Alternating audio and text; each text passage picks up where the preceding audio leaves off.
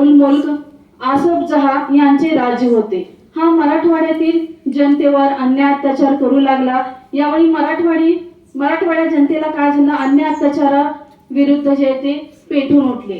अन्याय अत्याचाराच्या विरोधात पेटून उठताना त्यांना बऱ्याच अशा समस्यांचा सामना इथं त्यांना करावा लागला. आम्ही सर्व एकाच भारताचे नागरिक आहोत. काहींना स्वातंत्र्य उपभोगता येतं आणि काहींना स्वातंत्र्य उपभोगता येत नाही. मग भारत मातेचे आम्ही सुपुत्र आहोत, भारत मातेचे आम्ही लेकर आहोत. मग आमच्यावर हा अन्याय का, आमच्यावर हा अत्याचार का?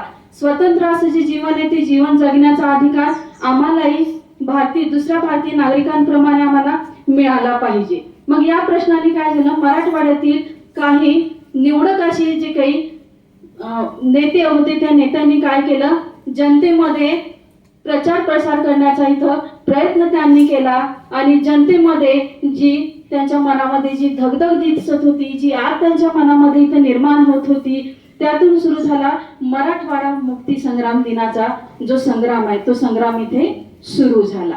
निजामांचा हा अन्याय अत्याचार दूर करण्यासाठी स्वामी रामानंद तीर्थ यांच्या नेतृत्वाखाली काही मंडळींनी काय केली, एक समिती गठन केली आणि त्याचबरोबर त्यांनी काय केलं, संपूर्ण हैदराबाद संस्थान एकत्र जमा झाला आणि असंख्य त्यात स्वातंत्र्यवीर असतील, क्रांतिकारी असतील, त्यामध्ये त्यांनी आपला सहभाग इथं नोंदवताना दिसून येतो. त्यात प्रामुख्याने जर उल्लेख करायचा म्हणला तर गोविंदभाई श्राफ होते, बाबासाहेब परांजपे, बहिर्जी शिंदे, चंद्रकांत